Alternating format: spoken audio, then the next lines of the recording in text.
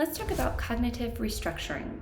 That's just a clinical term that means changing how you think about something. When we experience a traumatic event, we immediately go to work trying to make sense of it. How did this happen? Why did this happen? What does it mean about me that it happened to me and how I've responded to it? So we're always looking for ways to make sense of what's happened in the past so that we can try to feel a little bit more control and protection about preventing it from happening again in the future. But when that event has been particularly traumatic, or that experience has been traumatic, it doesn't have to be a single event, it can be a series of events.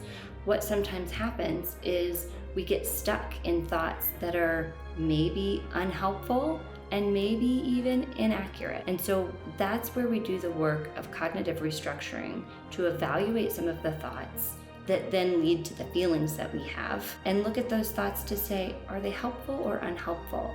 And are they accurate or inaccurate?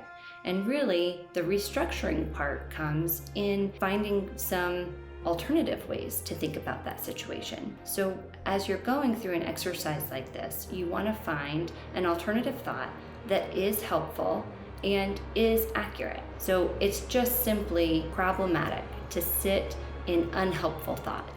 If you've ever done that, you know it's no fun. You don't want to be there. It can be really hard to get out of there. No good comes from it. So we definitely want to find alternative thoughts that are helpful. So you want to find an alternative thought that is both helpful and also accurate. So if we practice this, if we put this into practice, let's just say that you are in a car accident. The automatic thought might be, I'm not safe. I can't be trusted on the road. I shouldn't be driving my children in the car. Whatever it is that you're gonna have an automatic thought, it kind of boils down to, I'm not safe on the road. So first, is this helpful?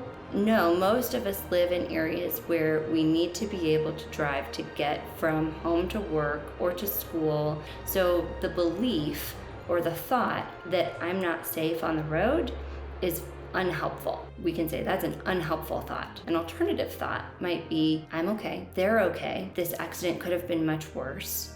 I'm glad that I slammed on my brakes when I did. If I hadn't, it would have been much worse. Things that are helpful, that it could have been worse, and things that are accurate, that, wow, I'm glad I slammed on my brakes when I did.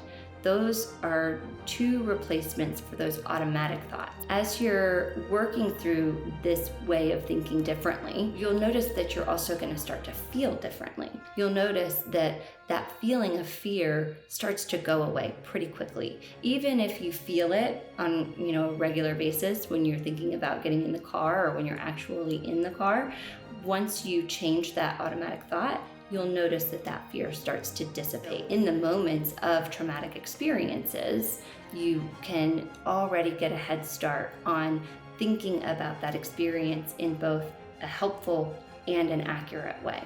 Now it's your turn to practice.